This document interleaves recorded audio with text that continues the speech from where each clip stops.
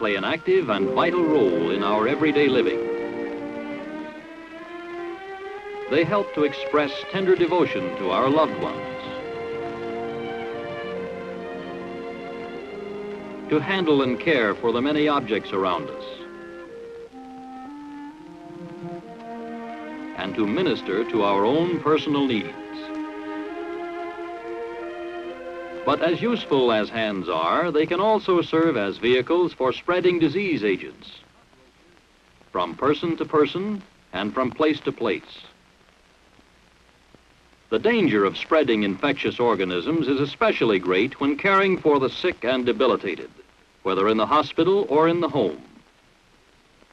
Not only are sick individuals highly susceptible to infection, they also serve as sources of disease agents, even though the signs and symptoms of infection may not be apparent. When caring for the sick, the simplest way to prevent the spread of agents is to conscientiously practice hand washing, based on the fundamental principles of medical asepsis. The aim of this technique is to reduce the number of pathogenic organisms. It must not be confused with surgical asepsis, where elimination of all organisms is the goal. The primary principle of medical asepsis involves mechanical removal of dirt and microorganisms from the skin. To carry out this principle in hand washing, certain essentials are required: running water, soaps and related compounds, and friction. Running water is an important element since it acts to flush foreign material off the hands. The water temperature should be that which is comfortable to the skin. While very hot water may destroy some organisms, it can also cause chapping and breaks in the skin, thereby affording harborage for pathogenic microorganisms.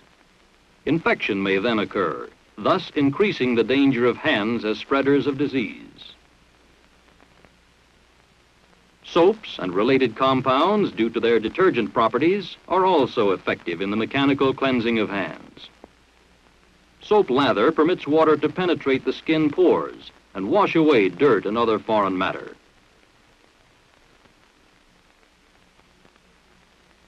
Friction is still another aid in mechanical removal of organisms, and is produced by vigorously rubbing together the hands and fingers. Where frequent hand washing is necessary, brushes are not generally recommended, since they tend to injure and excoriate the skin.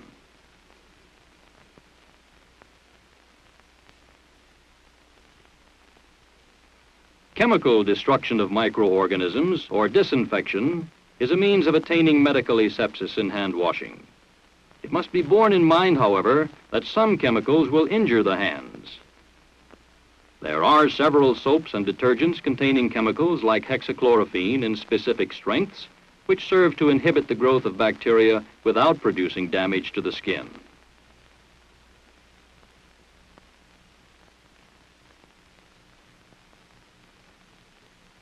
Finally, the length and the frequency of the hand wash is an important consideration in achieving medical asepsis. Before and after caring for each patient, a thorough hand wash should be carried out. This is also important at intervals during patient care when there is danger of spreading organisms from one part of the body to another. The length of the hand wash depends upon the degree of suspected hand contamination, the use of soap or detergent, and the vigor of friction applied. 1 to 2 minutes is generally recommended. The demonstration to follow involves a hand washing procedure that can be used primarily in hospitals equipped with foot-controlled water faucets and liquid soap dispensers. First, it is important that patient care personnel distinguish between the clean and the contaminated objects in the facility. In this procedure, we will consider the clean objects to be hand lotion, paper towels, foot-operated soap dispenser, and water faucet. They will be touched only with clean hands. The contaminated objects are the sink bowl and the used nail cleaning sticks. During the hand wash, the nurse should use body mechanics which will permit comfortable operation of the foot pedals and prevent her uniform from touching the contaminated sink. Her position should be such that the soap lather and rinse water will fall into the bowl and not on the floor. Before the hand wash, all jewelry except a plain wedding band should be removed from the hands and wrists. Fingernails should be well groomed, and nail polish should not be worn. These precautionary measures will eliminate additional harborage areas for microorganisms. The area to be washed should extend about 1 inch beyond the line of contamination. In this case, the mid-forearm. First, with the foot pedal, turn on the water and wet the hands thoroughly.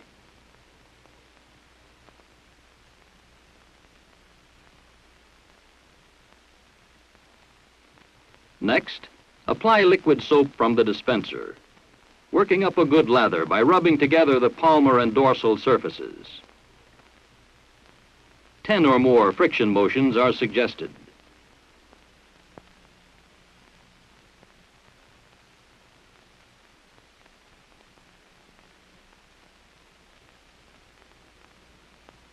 With the fingers interlaced, continue with about 10 more friction motions.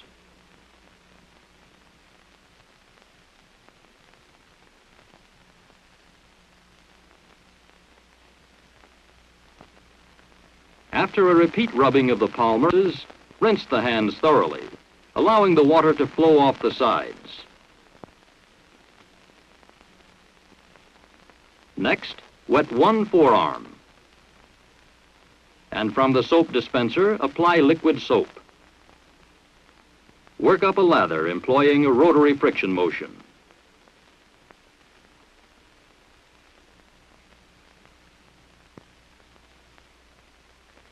Now wet the other forearm and repeat the lathering as before.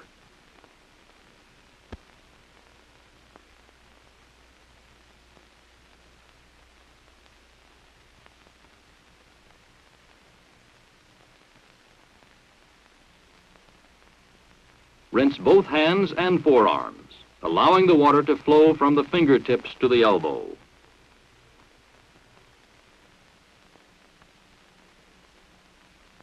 Once again, soap the hands and work up another lather.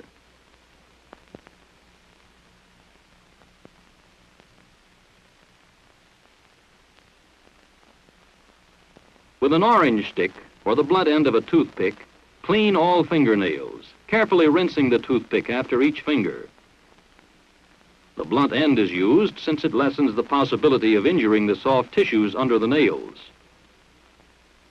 It may not always be necessary to clean the nails each time the hands are washed.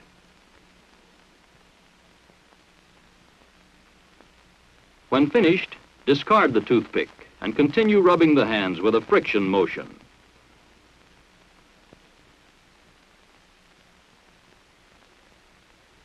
Now give both hands and forearms a complete and final rinse.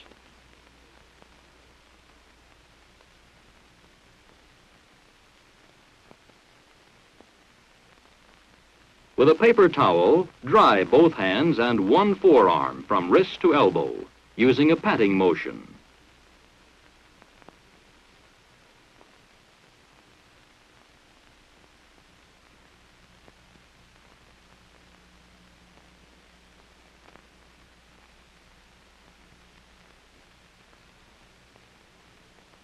With a clean towel, again dry both hands and the other forearm. Use additional towels as needed. To complete the hand washing procedure, always apply a lotion to the hands and forearms. This helps keep the skin soft and free from chapping.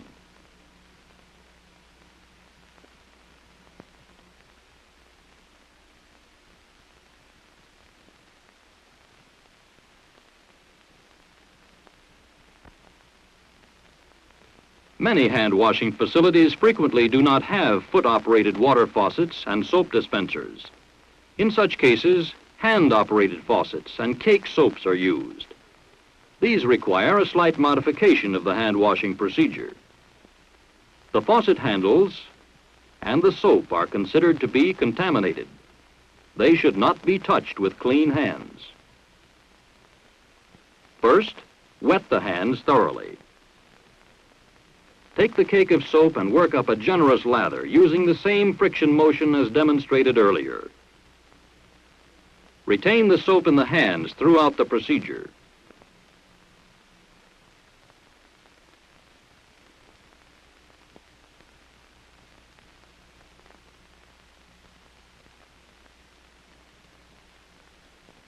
Rinse the hands, again allowing the water to flow off the sides.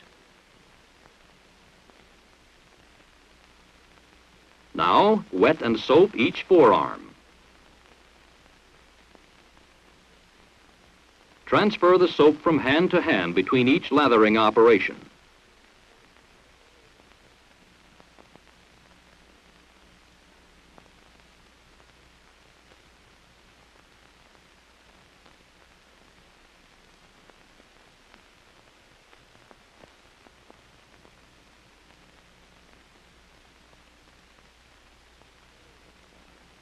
After a thorough rinse of each forearm, soap the hands once again.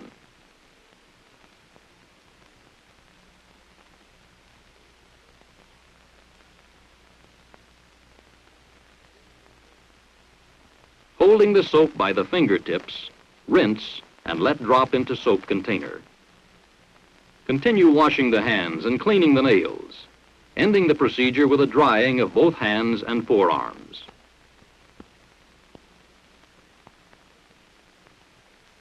With the last paper towel, turn off the water faucets. The towel will prevent recontamination of the hands by the faucet handles.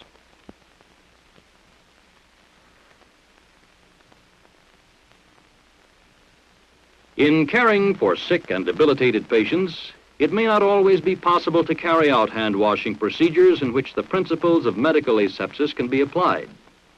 In such cases, improvised methods are necessary in order to remove as much dirt and contamination as possible.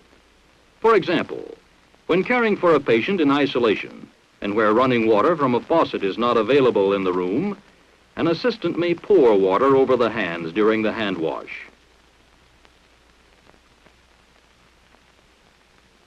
In some situations, it may be necessary to wash in a soap solution or other chemical. This method, however, is undesirable since mechanical removal of organisms by running water cannot be achieved.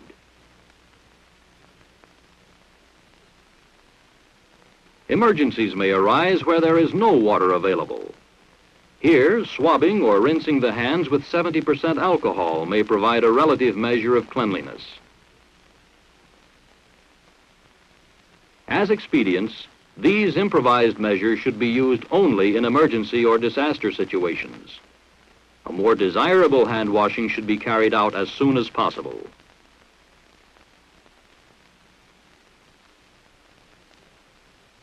A conscientious practice of hand washing, whether done in the hospital, the home, or under emergency conditions, is a vital function in providing safer nursing care for the sick and debilitated.